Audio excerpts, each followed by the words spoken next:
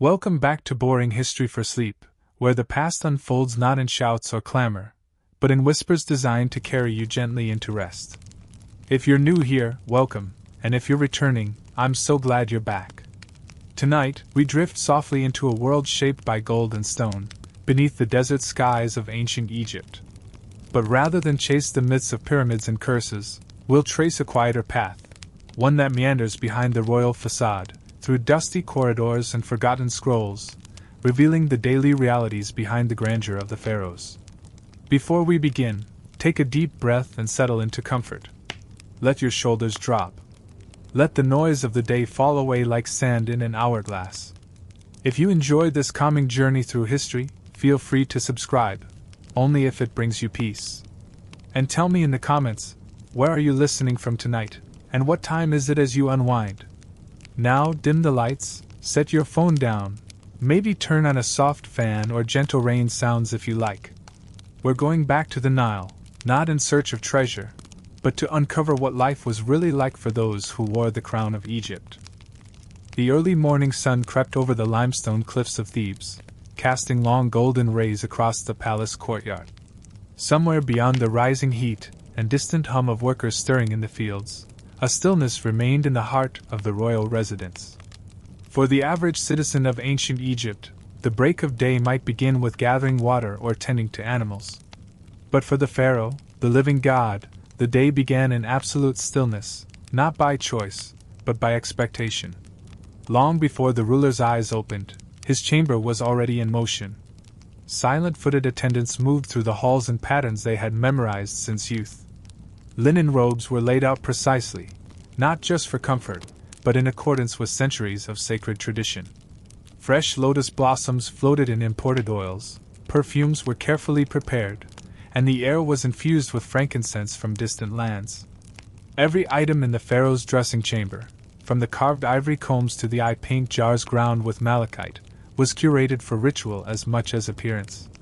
When the pharaoh stirred, there was no privacy. The highest sovereign of the land rarely had a moment alone. Priests entered, not to offer prayer but to ensure the sacred rituals were upheld. The pharaoh was not simply a man. He was believed to be the earthly form of Horus, destined to become Osiris in death. His body, his movements, even his yawns, were not entirely his own. Every act, from sipping date wine to washing his hands, echoed with cosmic importance. And yet, under the layers of ritual, he was still human, subject to the aches of age, the weight of insomnia, and the frustrations of daily life. The morning toilet was a quiet performance. A ritual bath was drawn using water blessed by priests, often infused with herbs like mint, fenugreek, and lavender. The pharaoh's body was scrubbed gently with fine linen cloths, and his skin anointed with oils to protect against the dry desert air. The application of makeup was not for vanity, it was spiritual armor. Kohl lined the eyes not only to enhance vision under the sun but to invoke the protection of the gods. Symbolism was layered into every detail. The golden scarab ring slid onto his finger reminded him of rebirth. The blue crown of war, if worn, carried the echoes of military campaigns and divine right. Breakfast came next, if it came at all. A light meal might be offered, consisting of honey-dipped figs, fresh bread, or a small piece of roasted goose. But sometimes, the pharaoh fasted, whether for religious observance or because appetite had not followed sleep. The Nile might rise and fall, palaces might crumble and rise again, but the burden of leadership often sat heavy on the chest from the moment eyelids lifted. Though we imagine the pharaoh as ruling alone from a golden throne, his morning was often filled with counsel. Advisors were summoned early, generals, high priests, scribes, and royal architects gathered in semi-silence in the great chamber. While the morning sun climbed above the walls, discussions began about everything from border skirmishes and harvest yields to how best to please a neighboring king with the right gift. Some pharaohs listened more than they spoke. Others issued commands swiftly, confident in their divine judgment. But all of them, even the most confident, knew that the wrong word at the wrong time could upset a delicate balance of power among their inner circle. Meanwhile, beyond the palace walls, the city awakened with sounds the pharaoh rarely heard, the slap of sandals against stone, the low calls of market vendors, the bray of donkeys pulling grain. These were not the sounds of royalty, but of the people who made royalty possible. And yet, despite their distance, their lives were tangled with the pharaohs in 1,000 unseen ways. Inside the palace, scribes were already at work transcribing decrees. Papyrus scrolls were prepared with extraordinary care. Language, in ancient Egypt, was more than communication, it was magic. To write something was to make it eternal. Every royal word carried not just legal weight, but spiritual consequence. When the pharaoh signed a decree, he wasn't just passing a law, he was, in the eyes of the nation, aligning earthly will with the divine. By late morning, the pharaoh's day began to split into fragments. Perhaps he would receive a visiting emissary from Nubia or oversee plans for a new temple to Moniasare. Perhaps he would walk the shaded gardens of the palace, if his health allowed, or receive omens from the high priest regarding the stars and the movements of the moon. These were not idle pastimes. For a pharaoh, even leisure was political. A public stroll sent messages of vitality. A hunting trip in the desert demonstrated strength. A single missed appearance could start rumors of sickness, or worse, divine disfavor. Beneath the layers of ceremony, there was often a current of personal isolation. Despite being surrounded by servants, concubines, guards, and advisors, the pharaoh was singular. No one truly spoke to him as an equal. No one challenged his loneliness. His bedchamber was watched. His words were recorded. Even his dreams, if shared, were interpreted through spiritual lenses, with priests offering meanings that suited the agenda of the temple. And yet, some pharaohs found moments of escape. Hatshepsut, for example, was said to retreat to hidden gardens where she could be alone among the flowers. Akhenaten wandered the temple courtyards in silence, meditating on the sun god Aten. Ramesses II, despite his reputation as a warrior king, often retreated into memory, surrounding himself with statues of his beloved Nefertari long after her death. Still, the day pressed forward. Egypt was not a land that waited. Every grain shipment, every tomb construction, every military patrol depended on the weight of the crown. The pharaoh's image had to remain strong, his decisions infallible, even when his bones ached or his heart was troubled. The pressure was immense, and it began not in the throne room, but in that quiet, golden morning. This, then, was the beginning of a pharaoh's day. Not with fanfare or shouting, not with the swing of a scepter, but with quiet movement, heavy ritual, and a burden far greater than any crown could reveal. What followed in the hours ahead would define not only the fate of Egypt, but the legacy that would last for millennia. To rule as a pharaoh was never merely a political role. It was a divine obligation that spanned the heavens and reached deep into the underworld. From the moment of coronation, a pharaoh's life was no longer fully his own. He became the earthly vessel of Horus, tasked not just with leadership but with maintaining something far older and more abstract, Ma'at, the cosmic balance between order and chaos. Where a modern ruler might be burdened with laws and policies, the pharaoh carried the weight of the universe itself, or so his people believed. Every action the pharaoh took, every ceremony he attended, every gesture he made, was thought to ripple across the plains of existence. If the Nile failed to flood, if plagues spread through the fields, or if foreign enemies encroached upon Egypt's borders, it was not merely a misfortune, it was a reflection on the pharaoh's failure to uphold divine order. That belief meant a constant pressure to perform perfection, to serve not just the people but the gods themselves. The throne was made of gold, but it sat atop invisible chains of expectation. Religious obligation governed nearly every moment of a pharaoh's day, from sunup to sundown. Offerings had to be made, not casually, but precisely, in sacred temples overseen by an entire priestly bureaucracy. Incense had to be burned in specific quantities. Statues of the gods had to be bathed, perfumed, and dressed, not because they were symbols but because they were seen as living entities. The gods did not speak with words, so they spoke through droughts, winds, omens, and dreams, and it was the pharaoh's sacred duty to interpret those messages through ritual. The most powerful pharaohs were not always the most violent or richest. Often, they were those who had the closest perceived connection to the divine. A pharaoh who built temples and honored the gods was considered stronger than one who simply won battles. Temple building was a form of prayer, and its grandeur was not for show. It was a sign to both the gods and the people that Egypt remained in harmony with the cosmos. The walls of Karnak, Luxor, and Abu Simbel were more than stone. They were living prayers chiseled into eternity. But such religious devotion came with an enormous toll. No pharaoh could personally attend every ritual. In truth, it was the priests who carried out the day-to-day religious duties. Yet those priests did so in the pharaoh's name, and any lapse in ceremony would be attributed not to them, but to the divine ruler himself. The pressure to be ever present, ever righteous, ever pure was unrelenting.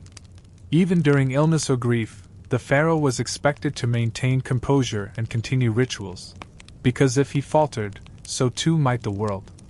The calendar of a pharaoh's life was tied closely to the religious year, which included countless festivals. These events ranged from small, private observances to grand public spectacles. One of the most important was the Hebsed festival, a ritual of renewal that took place around the 30th year of a pharaoh's reign. Unlike modern anniversaries, the Hebsed was not a mere celebration. It was a test, a demonstration of the pharaoh's continued strength and divine favor. He would run a ceremonial course, offer prayers, and sometimes even engage in physical feats to prove he remained capable of governing. It was part pageantry, part spiritual reaffirmation, and part subtle political challenge. To fail in this ritual was unthinkable. The relationship between the pharaoh and the gods was not purely ceremonial. Many rulers claimed to receive dreams or visions from deities, especially in moments of crisis. Temples had dream chambers, where the ruler or high priests could sleep and hope to receive divine guidance. Some pharaohs even commissioned new temples or changed national policy based on such visions. The gods were not distant entities. They were woven into every stone, every law, every meal, and every thought, and the pharaoh was expected to listen. Some rulers took this spiritual bond to the extreme. Akhenaten, for instance, abandoned Egypt's traditional gods and declared the sun disk, Aten, as the sole deity. His radical monotheism disrupted centuries of religious structure and alienated the powerful priesthood. He built an entirely new capital, Akhetaten, in honor of Aten, and filled it with imagery of himself and his queen, Nefertiti, basking in the sun's rays. While Akhenaten's spiritual devotion was intense, it also revealed the truth. The divine role of a pharaoh could become a personal obsession, and one that could shake the foundations of the empire. Yet not all pharaohs embraced their religious duties with such fervor. Some delegated heavily to the priesthood, allowing temples to flourish while they focused on military campaigns or court affairs. But even then, the illusion of sacred governance had to be maintained. Statues were commissioned showing the pharaoh in the act of making offerings, even if the real man had not set foot in a temple for months. Every act of worship was political theater, and the audience was both earthly and divine. The pharaoh's relationship with the gods also shaped his afterlife. In Egyptian belief, death was not an end but a transformation. The pharaoh would become Osiris, lord of the underworld, and continue ruling beyond the grave. His tomb had to be perfect, filled with sacred texts like the Book of the Dead, which contained spells and instructions for navigating the afterlife. Amulets were placed on the body with ritual precision, each symbol offering protection from the dangers of the next world. The process of mummification itself was a sacred rite, not merely preservation, but preparation for eternal rule. Yet preparing for the afterlife was an enormous project, often started early in a pharaoh's reign. Tombs took decades to complete, requiring teams of architects, artisans, and priests. Every wall was inscribed with scenes of divine judgment, sacred offerings, and cosmic balance. These images were not decorative. They were magical tools to guide the pharaoh's soul through the perilous journey after death. And if the tomb was rushed or incomplete at the time of death, it could be seen as a failure of both mortal planning and spiritual worthiness. Even the choice of burial location had divine significance. The Valley of the Kings, for example, was chosen for its sacred geography, nestled among cliffs believed to connect the earthly world to the heavens. The orientation of tombs, the alignment of sarcophagi, and the symbols carved into walls all had spiritual purposes. The pharaoh's legacy depended not only on what he built in life but on what he left for the journey beyond. And so, the divine burden continued long after the final breath. Priests maintained daily rituals in the mortuary temples, offering food, incense, and prayers to sustain the pharaoh's spirit. His name was chanted to keep his memory alive, for in Egyptian belief, to be forgotten was a second death. Great pharaohs like Ramesses II and Thutmose III had cults that lasted centuries. Others, like Akhenaten, were nearly erased from history, their names chiseled out, their images defaced, their memory condemned. The divine obligations of the pharaoh were thus both majestic and suffocating. To be seen as a god was to be denied the normal comforts of being human. Every weakness, every doubt, every failure had cosmic consequences. The throne was not a seat of freedom, it was an altar, a stage, a prison of divinity. And while the world watched in awe, the man behind the crown often carried a loneliness that no ritual could soothe. This, then, was the sacred burden of pharaohhood: to hold the sky and the earth in balance, to speak for the gods and die with their names on your lips. It was a life built on sand and stone, spirit and silence, power and prayer. And behind it all stood a single figure, draped in gold, cloaked in expectation, walking quietly between the world of men and the realm of the divine. To the outside world, the pharaoh was more than mortal, a divine ruler encased in ritual and stone, carved into monuments as if he were eternal.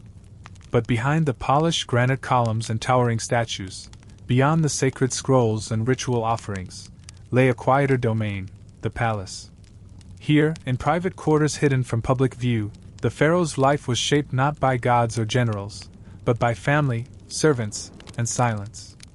While history has preserved images of war crowns and temple processions, the day-to-day reality inside the royal household reveals a much more human side of ancient Egyptian rule, one layered with protocol, affection, rivalry, and remarkable constraint.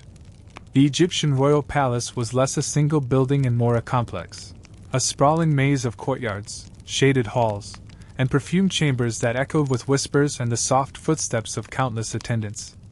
These were not the vast marble palaces of later empires but structures made of sun-dried mud brick and stone, painted in brilliant colors and adorned with intricate scenes of gods and daily life.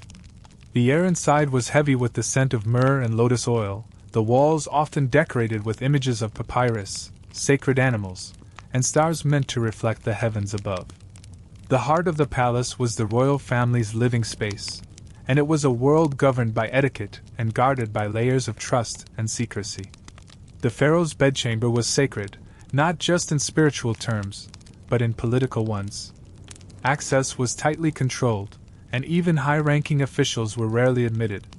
The chamber itself was typically dark, with small windows to keep out the desert heat, and cooled with wet reeds or breezes channeled through cleverly designed air shafts. Pillows were not made of feathers but of carved wood or stone, curved to support the neck. The bed was often a low wooden frame with woven reed matting, covered in fine linen sheets and cushions embroidered with symbols of protection. Though the pharaoh may have had a favored wife, often designated as the Great Royal Wife, he was expected to maintain multiple consorts, not only for companionship but also to secure dynastic succession. Marriages among royalty were not matters of the heart but tools of diplomacy, bloodline preservation, and alliance building. It was not uncommon for a pharaoh to marry his sister or half-sister, especially in the earlier dynasties, to keep the royal bloodline pure and the divine association unbroken. These practices, while shocking to modern sensibilities, were considered normal and even sacred within the context of ancient Egyptian religion and royal ideology. The palace was a place of paradoxes, filled with luxury yet bound by rules that often stripped its inhabitants of true freedom. The women of the royal harem, for instance, were not necessarily prisoners, but their lives were closely managed. They lived in a separate wing of the palace, attended by eunuchs and female servants, and trained in music, dance, etiquette, and temple ritual. Some became close companions of the pharaoh. Others faded into quiet anonymity. A few wielded subtle influence, especially if they bore sons. Their status within the harem shifted constantly, dependent on favor, fertility, and intrigue. Children of the pharaoh grew up surrounded by ceremony. From a young age, they were assigned tutors, often scribes or priests, who taught them to read hieroglyphs, recite prayers, and understand the vast religious and legal codes of the land. Royal boys were expected to learn archery, horsemanship, and statecraft. Girls were trained in the customs of court life, and in some cases, sacred duties. A few daughters of pharaohs would go on to become priestesses or even wield political power, as in the case of Hatshepsut, who began her public life as God's wife of Ammonius before eventually claiming the throne herself. The emotional life of the pharaoh, if it existed at all, was hidden behind layers of public decorum. Moments of joy, grief, or tenderness are rarely recorded outside of carefully curated inscriptions. Yet hints remain. In tomb carvings and temple reliefs, we find pharaohs embracing their children, offering lotus flowers to their queens, or standing hand in hand with family members. These depictions may have been symbolic, but they also reflect a truth: even a god-king had a family, and families, whether royal or common, experience moments of love, tension, and sorrow. Death, too, left its mark on the palace. The loss of a child or spouse could shake the royal household to its core. Though outward mourning was often controlled, rituals of grief played out in private. Wailing women, ceremonial haircutting, and days of fasting were common expressions of loss. But for the pharaoh, even mourning had to be measured. To show too much sadness was to reveal human weakness. To show too little risked offending the gods and the people alike. The staff of the palace formed an entire community unto itself. Eunuchs guarded the inner chambers. Cooks and bakers prepared elaborate meals, often experimenting with imported ingredients like pomegranates, garlic, or wild game. Musicians played harps and lutes in the evening hours. Servants cleaned the floors with sand and limestone, polished bronze mirrors, and refilled lamps with castor oil. Gardeners tended to fig trees and lotus ponds. Every role was essential. Every servant's mistake could ripple upward toward the throne. But within their own ranks, these palace workers formed their own families, traditions, and stories. Some even became confidants of the royal family, their loyalty rewarded with gifts, land, or ceremonial honors. Despite its grandeur, the palace could feel claustrophobic. Walls were thick to shield against heat, but they also muffled sound and isolated rooms. Long corridors twisted past courtyards, creating a sense of separation and distance. It was easy to become lost, both physically and emotionally, within such a place. Some pharaohs sought escape in summer palaces along the Nile, or in hunting retreats beyond the city. Others turned inward, surrounding themselves with astrologers, poets, or favored pets, lions, monkeys, or birds that roamed the halls as quiet companions. Privacy, as modern people understand it, barely existed. Every movement was observed.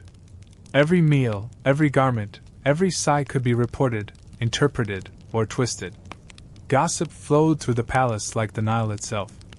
A concubine's glance, a servant's hesitation, a prince's offhand comment, all could set rumors in motion. Court life was not just ceremony, it was survival. To thrive in the palace meant mastering discretion, alliance building, and the fine art of remaining useful without becoming threatening. Even within the palace, the pharaoh was rarely truly free. His leisure time, though filled with music, games, or conversation, was never entirely his own. He was expected to be gracious, noble, and composed at all times. A bad mood could be misinterpreted as divine displeasure. A moment of laughter could seem frivolous if famine loomed. The palace, for all its comforts, was a stage. And the pharaoh, even in his most intimate spaces, remained the lead actor in a performance that never ended. Yet among all this formality, fleeting moments of humanity endured. A stolen hour with a child, a letter from a faraway ally, a favorite dish served unexpectedly. These tiny joys carried disproportionate weight. They were glimpses of life beyond the crown, reminders that beneath the layers of gold and incense lived a man or woman with longings, regrets, and memories like anyone else. Some pharaohs, like Amenhotep III, surrounded themselves with poets and thinkers, encouraging a kind of intellectual court where ideas could flourish.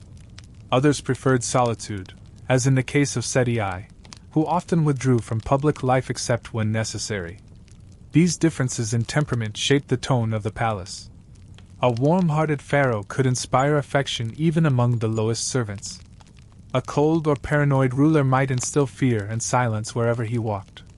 Still, the palace endured through it all: wars, succession crises, changing dynasties. Its walls absorbed the whispers of generations. Its floors felt the footsteps of children who might one day rule, and the sighs of queens who would never be remembered. The palace was not a symbol of absolute power. It was a container of humanity, structured, ritualized, and veiled, yes, but filled with lives that pulsed quietly beneath the surface. In the end, the royal residence was neither a utopia nor a prison. It was a reflection of the world it ruled, beautiful and complex, burdened by belief, and shaped by the steady hands of countless unseen people.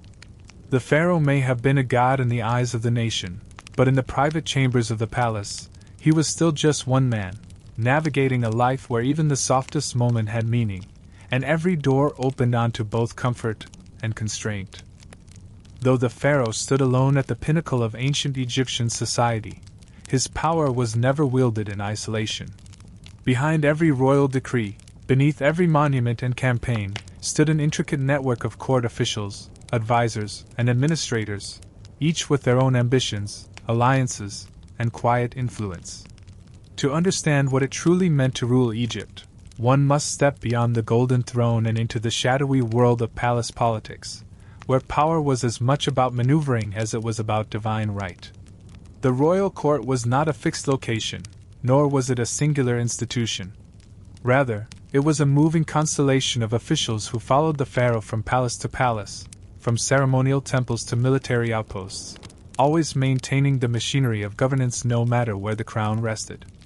At its core was the vizier, the most powerful man in Egypt after the pharaoh himself. Often called the eyes and ears of the king, the vizier was responsible for everything from supervising tax collection and law enforcement to overseeing construction projects and temple finances. His presence was both indispensable and potentially dangerous. A competent vizier could ensure stability for decades. An ambitious one could quietly consolidate power, positioning himself or his descendants to challenge the very throne he served. Viziers were often chosen from noble families, sometimes even relatives of the royal house. They were expected to be loyal, incorruptible, and deeply knowledgeable in law, language, and ritual. But no man could manage the full breadth of Egyptian governance alone. Beneath him were layers of scribes, tax collectors, military commanders, and provincial governors, each entrusted with a slice of royal authority. These figures formed the administrative backbone of the kingdom, and many of them had their own palatial homes, their own households, and their own political allegiances. This vast bureaucracy was both a blessing and a burden. On one hand, it allowed the pharaoh's wishes to be carried swiftly across hundreds of miles, from the Delta to Nubia. On the other, it opened the door to rivalry, corruption, and silent resistance. A decree issued in the throne room might be subtly altered before reaching a distant province. A general might delay sending troops if he believed a different outcome would serve his interests better. And the further the pharaoh's reach extended, the more it depended on men whose loyalty could never be fully guaranteed. Intrigue thrived in such an environment. The royal court was a place where whispers could carry more weight than proclamations. A well-placed rumor, a falsified dream, or a forged letter could shape the outcome of a military campaign or the appointment of a new temple high priest. Magic and superstition added further layers of manipulation. Some courtiers employed personal sorcerers or dream interpreters to sway decisions, or to cast protective spells over their homes and families. Accusations of black magic were not uncommon, and such charges, whether real or invented, could ruin reputations and end careers. The court also revolved around access to the pharaoh's ear, to temple offerings, to royal resources. Gatekeepers held enormous informal power. A lowly chamberlain or food taster, through daily proximity to the ruler, might gather more influence than a distant governor or general. And such access was rarely granted on merit alone. It could be bought with gifts, cemented through marriage, or won through cunning. Every gesture at court had to be calculated. A prolonged glance, an ill-timed comment, or a poorly chosen offering could spell disaster for a courtier's ambitions. The dynamics were especially volatile during periods of succession. When a pharaoh died, the court did not simply mourn. It held its breath. Rival factions emerged overnight, each backing different heirs, each maneuvering to secure their position in the new regime. Some crown princes disappeared from history altogether, their names scrubbed from records after unsuccessful bids for power. In certain cases, advisors or queens became regents, ruling on behalf of a child ruler and exercising de facto control. These transition periods were dangerous, not only because of open conflict, but because they exposed the fragile nature of divine kingship. If the pharaoh's power could be interrupted, questioned, or claimed by others, how divine was it truly? Religion, too, was deeply entangled in court politics. High priests of major temples, particularly those of Ammonius at Thebes, held enormous sway over national affairs. Their control over temple wealth, land, and ritual made them both spiritual leaders and political players. A pharaoh who offended the temple establishment risked rebellion, not necessarily with swords, but with silence. A priest could withhold or alter an oracle, delay a ceremony, or simply fail to endorse the pharaoh's divine legitimacy. Over time, temple estates became so wealthy and independent that they operated almost as parallel governments, complete with their own treasuries, archives, and militias. Many pharaohs spent as much time appeasing temple elites as they did governing the populace. Strategic marriages to priestly families were common. Grand temples were constructed to curry favor. Vast donations of cattle, gold, and land were made in exchange for continued spiritual support. Yet these gestures could never fully eliminate the tension between sacred authority and secular ambition. The gods may have spoken through the temples, but it was men who interpreted their voices, and those interpretations often aligned suspiciously well with personal interests. Court life was also shaped by ceremony.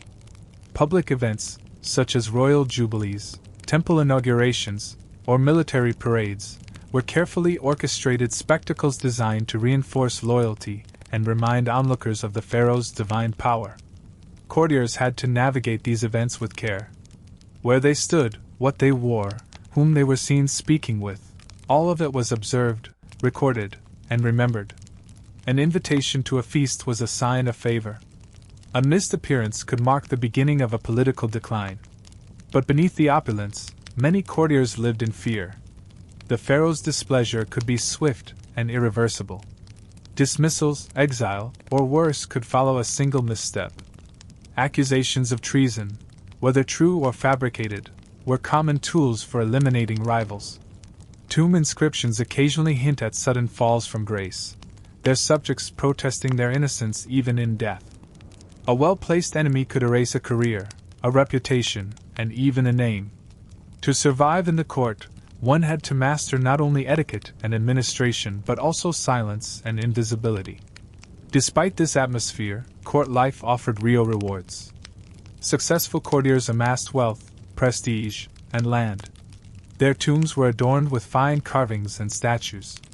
Their families married into other noble houses, their names preserved in temple records. A favored vizier or high priest might be buried near the royal necropolis, their legacy woven into that of the dynasty they served. For these men and women, the court was both a perilous battlefield and a ladder to immortality. Some pharaohs managed their courts with skill and diplomacy. Others ruled through fear or favored sycophants. The tone of a reign often reflected the ruler's temperament. Amenemhat I, for instance, was known for centralizing power and reducing the influence of regional governors. Ramesses III struggled to maintain authority amid internal conspiracy.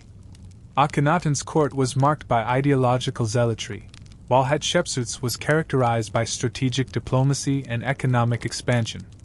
No two courts were alike, and each left behind its own legacy of reforms, scandals, and secrets.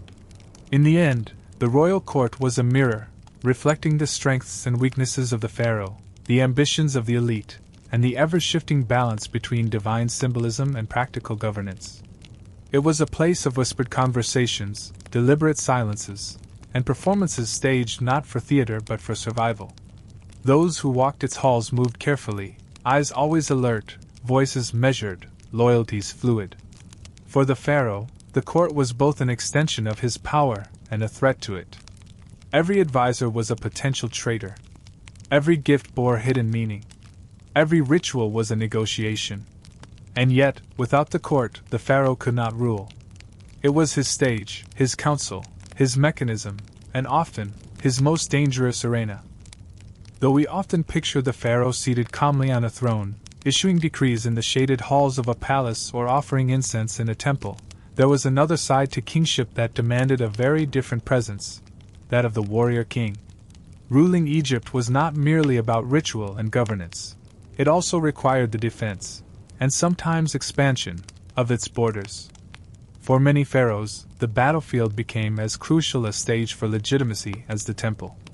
War was not just a necessity, it was a statement of divine strength, and every campaign was as much about spectacle and image as it was about strategy. The pharaoh's military leadership was deeply entwined with religious ideology.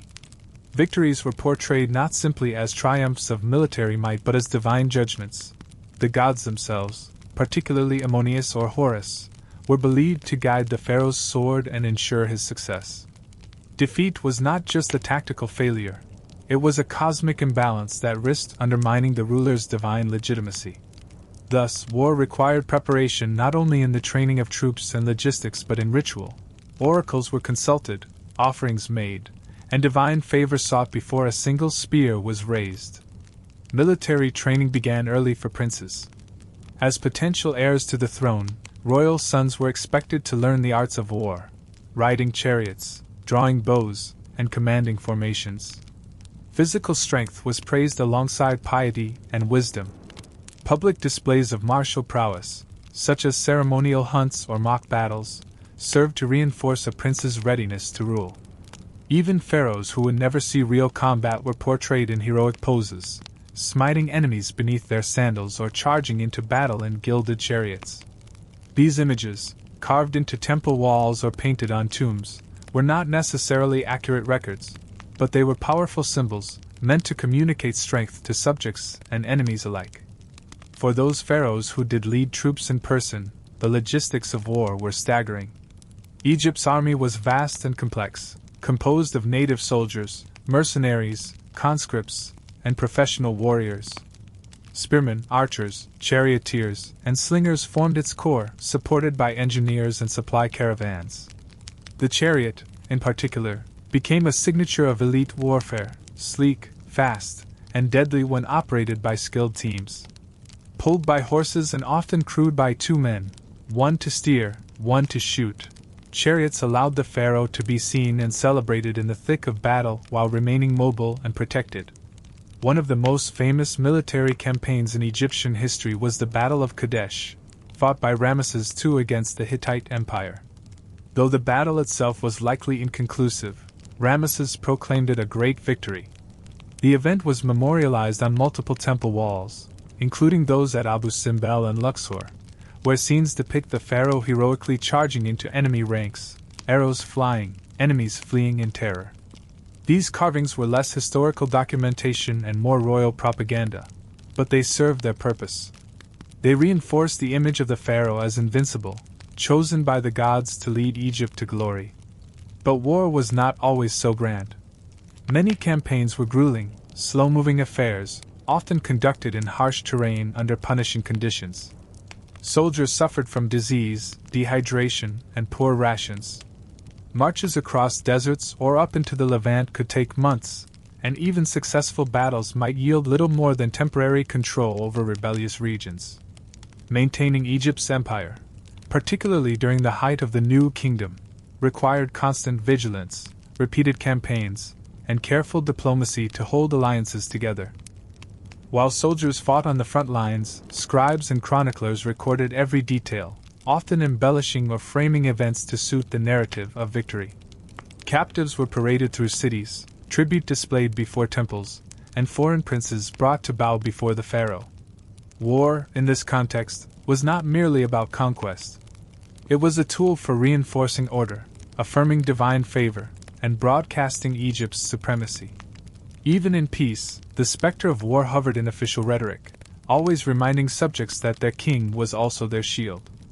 Pharaohs also maintained military garrisons throughout Egypt's territories.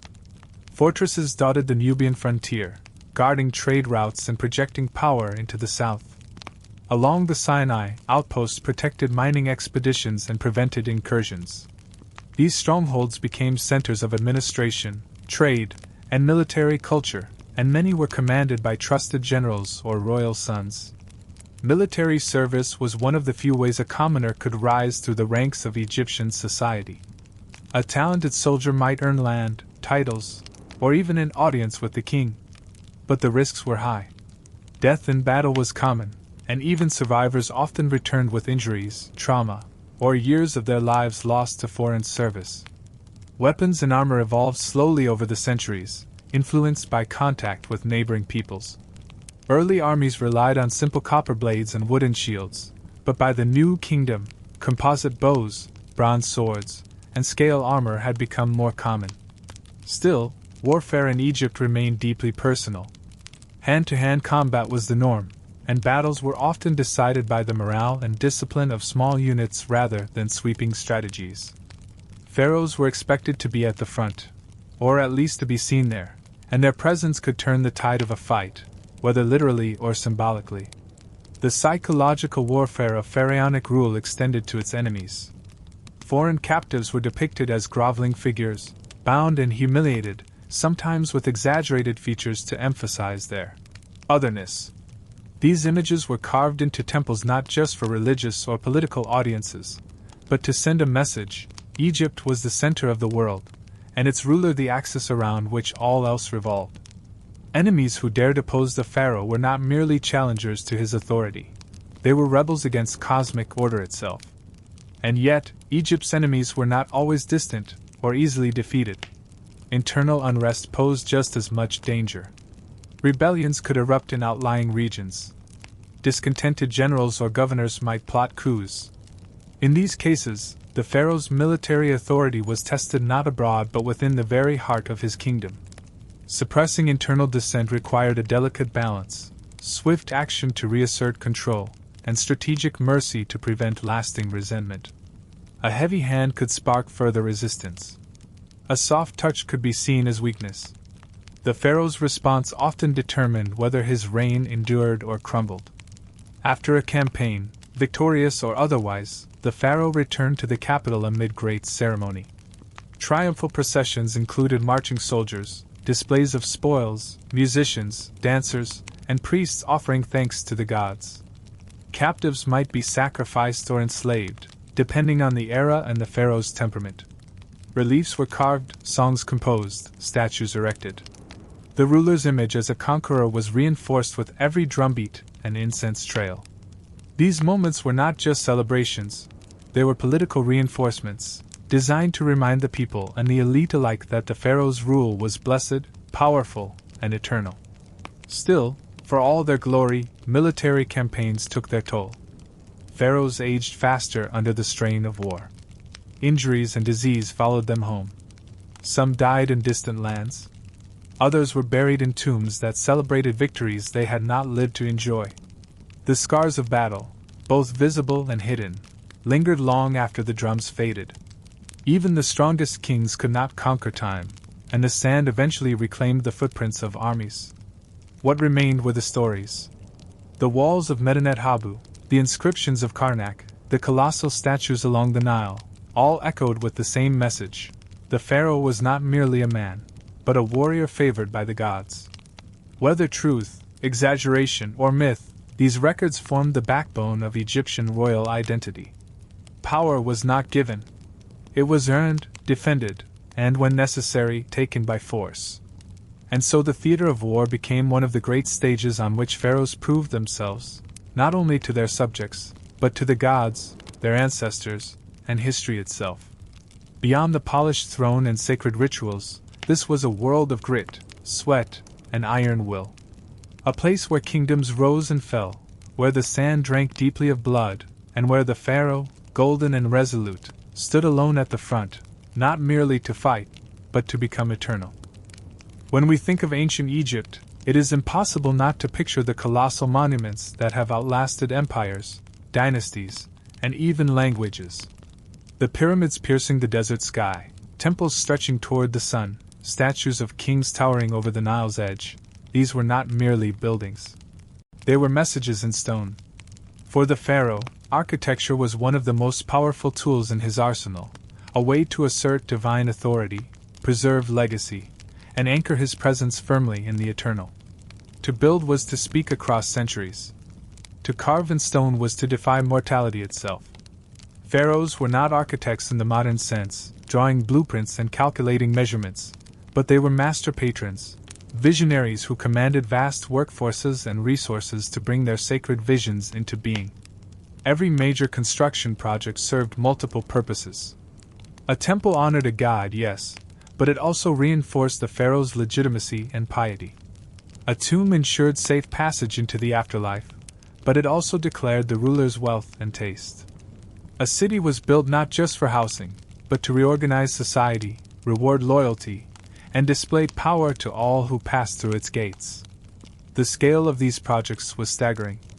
Consider the construction of Karnak Temple, a massive complex in Thebes that evolved over centuries but was continuously expanded by pharaoh after pharaoh.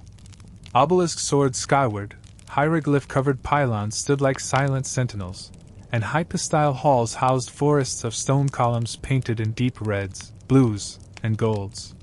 Each ruler left their mark, often quite literally, carving their names over those of predecessors, adding sanctuaries, walls, or sacred lakes. The temple was alive, constantly growing, adapting, and responding to political tides and religious needs. Then there were the tombs. Though the Great Pyramid at Giza was constructed in the Old Kingdom, its legacy endured as a symbol of royal power. Later pharaohs, particularly in the New Kingdom, shifted away from pyramids toward hidden rock-cut tombs in the Valley of the Kings. These underground chambers were elaborate, secret, and richly decorated, meant not to be seen by the living but to guide the pharaoh's soul safely into the afterlife. Tomb walls told stories in color and symbol, the journey through the underworld, the weighing of the heart, the greetings of gods. These were more than decorations. They were maps, spells, and sacred protections.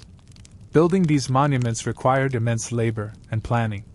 Contrary to older myths, the laborers were not enslaved masses driven by cruelty, but skilled workers, artisans, and craftsmen organized into crews and housed in nearby villages.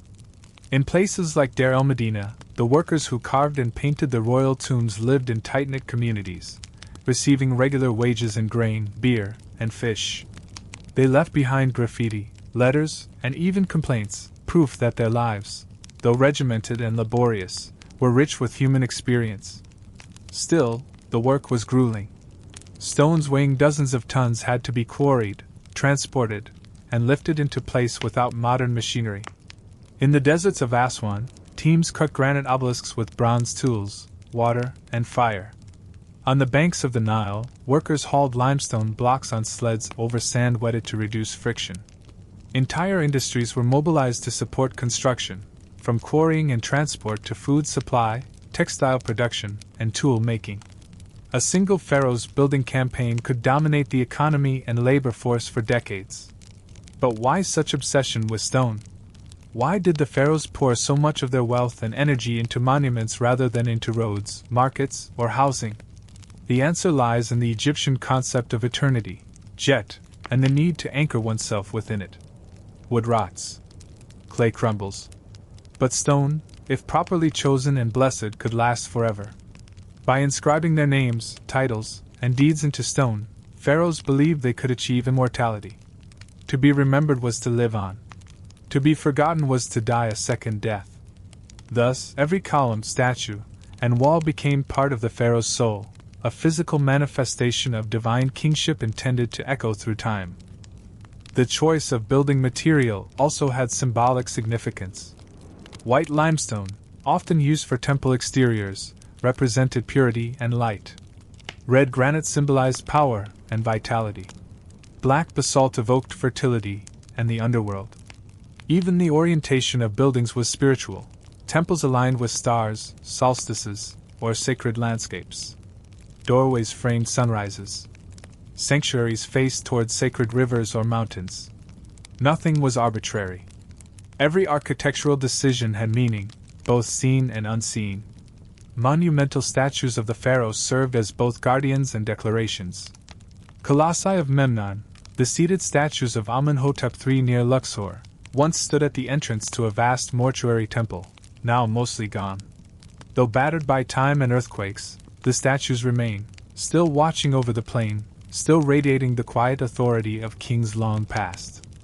Their size was not simply to impress, it was to intimidate, to remind, and to outlast.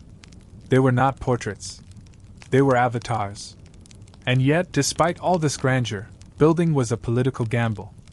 A failed project, a collapsed temple, an incomplete tomb, a monument usurped by a successor, could stain a pharaoh's reputation. Some rulers, desperate for legacy, undertook massive projects without securing the means to finish them. Others, fearing they might be forgotten, erased the names of rivals and replaced them with their own. The result was a complex archaeological record, where truths and fictions intermingle, and where the ambition of one king might be hidden beneath the chiseling of another. Hatshepsut, Egypt's most successful female pharaoh, mastered this strategy. Her mortuary temple at Deir el-Bahari remains one of the most stunning achievements of Egyptian architecture, a series of terraces carved into the cliffside, echoing the natural landscape while asserting her power and divine right.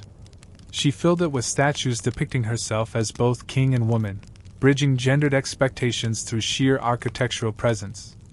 Yet after her death, her stepson Thutmose III attempted to erase her memory, defacing her statues and inscriptions, removing her name from temple walls. Even stone, it turned out, could be made to forget. But not always. The monuments of Egypt have endured precisely because of the obsessive effort pharaohs made to eternalize their stories. And in doing so, they left behind more than records. They gave us insights into their fears, ambitions, and hopes. A temple might honor a god, but its details, the choice of scenes, the phrasing of titles, the faces depicted, reveal the mind of the ruler who built it.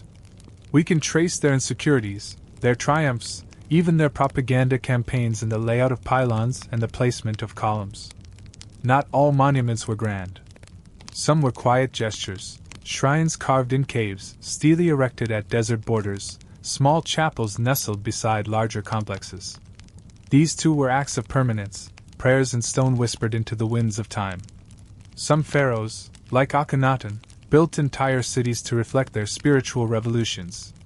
His city of Akhetaten, modern Amarna, was constructed in a feverish rush, filled with open-air temples and graceful colonnades meant to please the sun god Aten. But like the beliefs that shaped it, the city vanished after his death, abandoned, dismantled, and nearly forgotten. Even the most determined architecture could not always resist the tides of political change. Still, the legacy of Egypt's pharaohs endures today not in scrolls or songs, but in architecture. We walk among their statues, read their names in hieroglyphs, and stand beneath ceilings painted with stars. We feel, even now, the awe they intended us to feel. And in that awe, they are made eternal once more. To build, in the pharaoh's mind, was to defy death, to shape history not just through deeds, but through stone. And while empires have risen and fallen, while languages have shifted and deserts have claimed cities, the great monuments remain, silent, sun-bleached, and unbowed. They are the quietest storytellers, and yet the most enduring. To the people of ancient Egypt, the pharaoh was a living god, a physical embodiment of divine order, strength, and eternity. In statues he never aged. In inscriptions he never faltered. His body was portrayed as idealized, youthful, muscular, serene. He stood taller than enemies, stronger than any rival, untouched by disease or time. But behind these perfect images, behind the stone faces and ceremonial garb, lived a human being, one subject to frailty, exhaustion, and decline. The divine facade may have been carved in granite, but the body beneath the crown was flesh and bone like any other. The pharaoh's health was more than a personal concern. It was a matter of national stability. A ruler's physical weakness could be interpreted as spiritual failure, a sign that the gods had withdrawn their favor or that Ma'at, the delicate balance of order and harmony, had been disrupted. For this reason, the reality of aging and illness was often hidden from public view.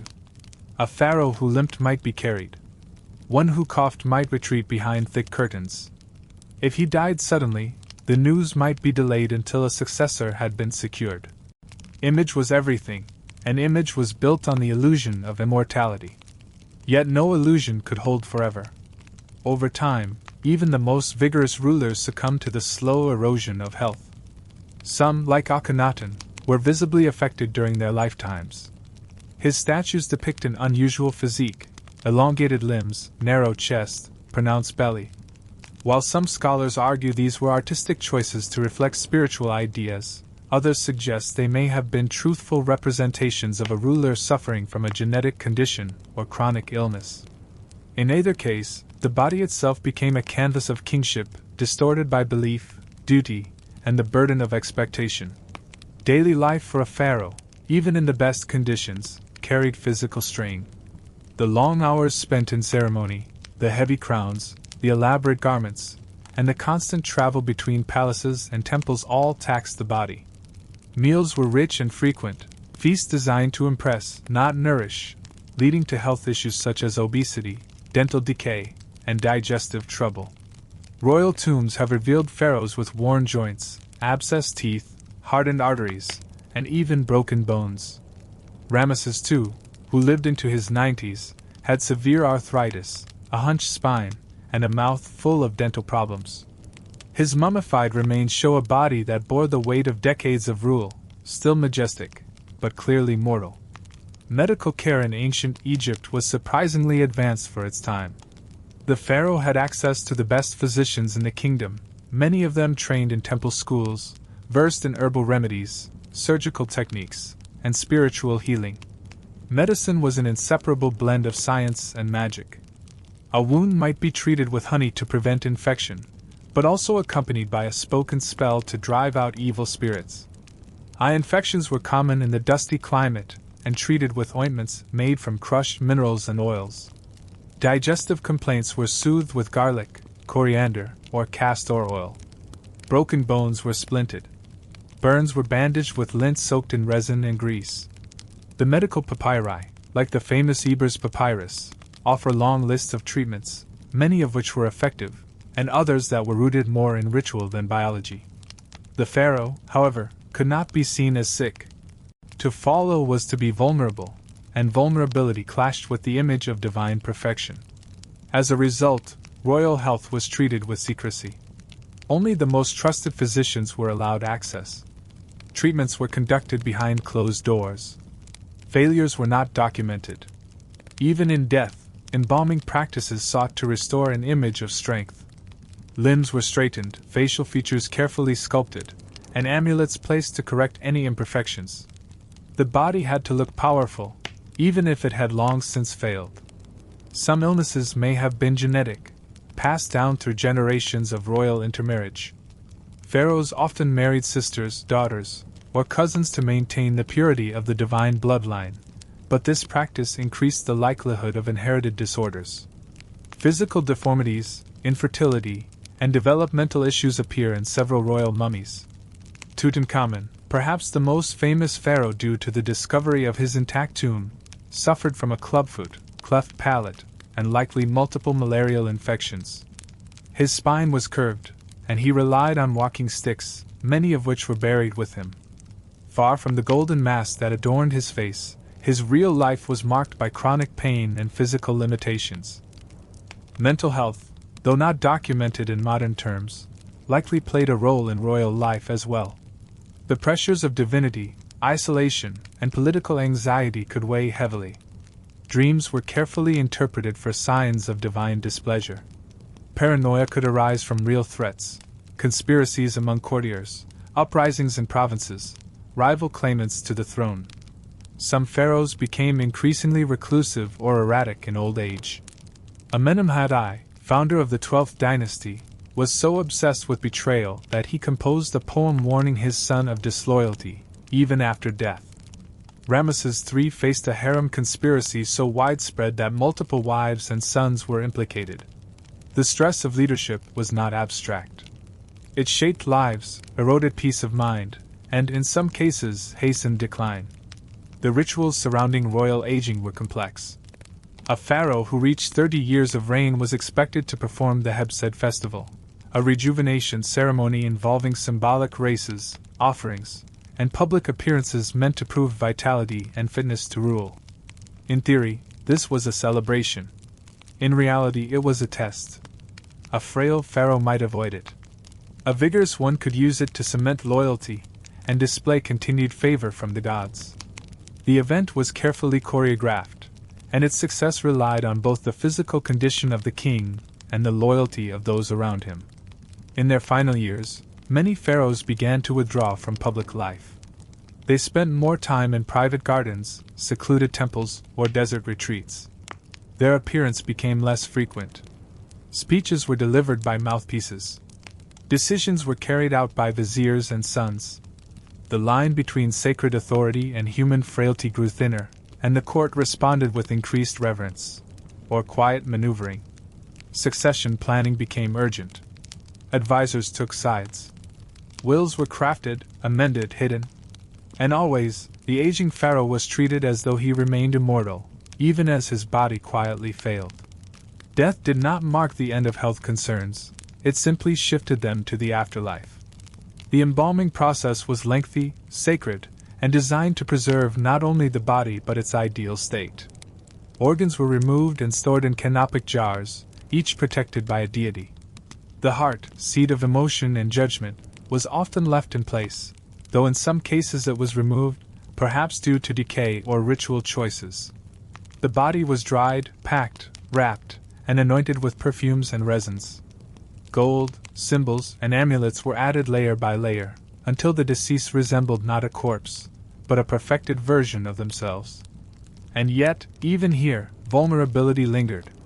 Tomb robbers often targeted royal burials not only for treasure, but out of political revenge or spiritual disruption. Damaging the body, removing the name, or destroying statues was believed to harm the pharaoh in the next life. To prevent this, elaborate curses were carved, false chambers created, and guards installed. Still, few tombs remained untouched. The protection of the king's body, both in life and in death, remained an endless battle against time, greed, and human curiosity. Today, as we examine the mummies of Egypt's rulers, we glimpse not just preserved faces but the hidden truth of their lives. X-rays and CT scans reveal injuries, disease, dental decay, arthritis, and even surgical attempts. These remains tell a story far different from the divine narratives carved in stone. They tell of pain, adaptation, survival, and the relentless cost of bearing the crown. In the end, the pharaoh's body was never entirely his own. It belonged to Egypt, to the gods, to history. It was shaped by expectation, controlled by ritual, and judged not only by priests and courtiers, but by time itself. To be king was to be more than human, and yet never less human. And perhaps that is the greatest truth of all.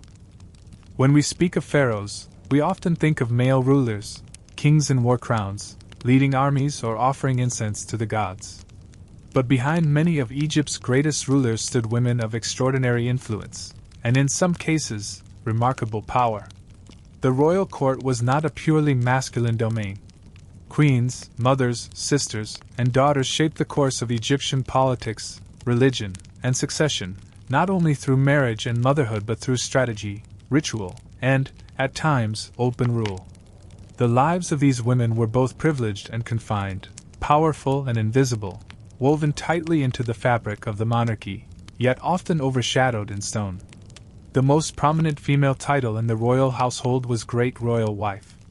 This was not merely a designation of affection or seniority but a formal, almost sacred role. The Great Royal Wife had ceremonial duties, religious responsibilities, and public visibility. She participated in temple rituals, received foreign dignitaries, and was depicted in reliefs alongside the pharaoh, often of equal scale. She might bear the future heir, manage parts of the palace, and even correspond with kings of other lands. Her presence affirmed dynastic continuity.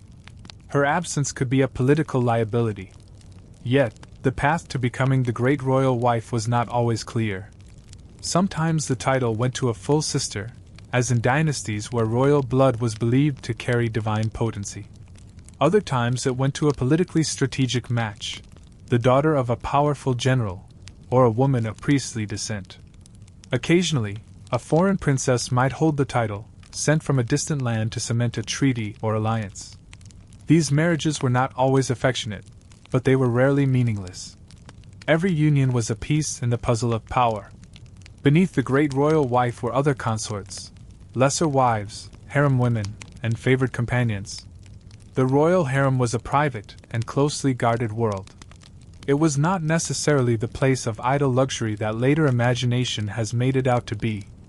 The women who lived there were often highly educated, trained in music, dance, poetry, and etiquette.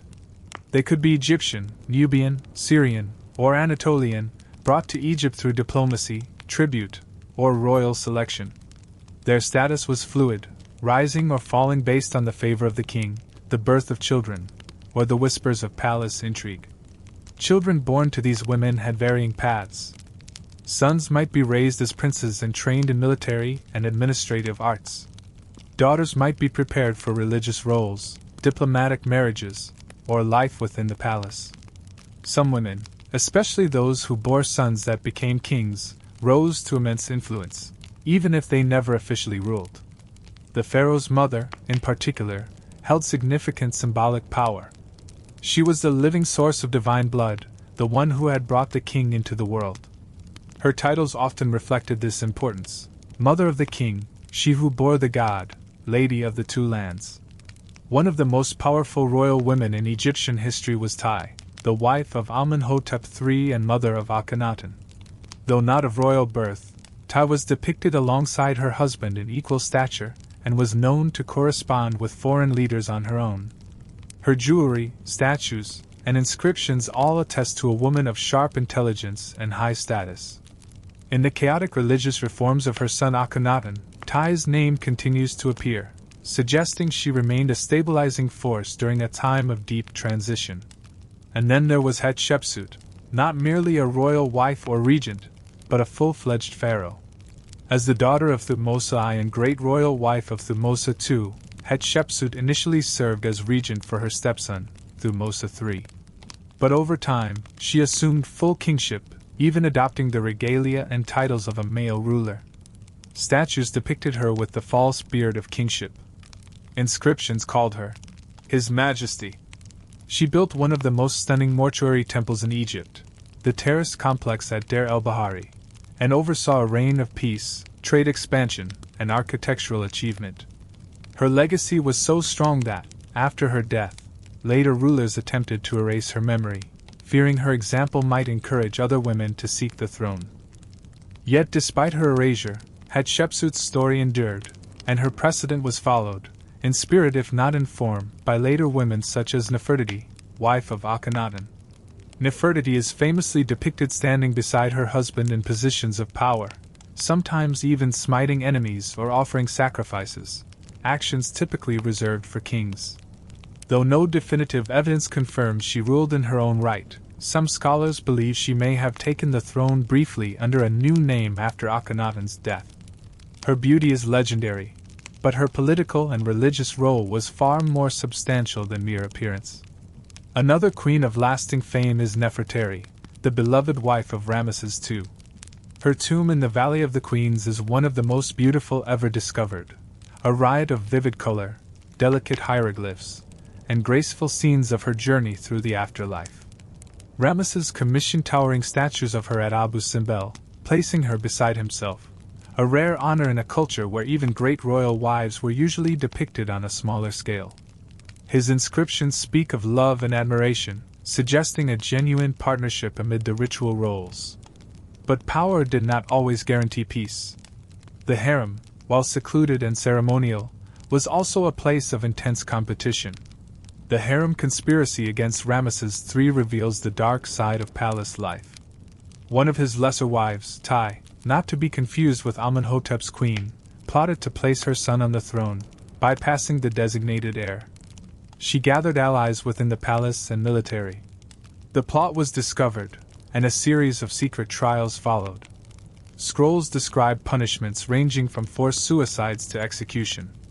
Though Ramesses III survived the conspiracy, evidence from his mummy suggests he may have suffered a fatal throat wound, possibly the result of this very plot. The stakes for royal women were high. Their influence could elevate them to divine status or condemn them to silence. Some were deified, their names preserved in temple prayers. Others vanished from records, their images defaced or their titles stripped.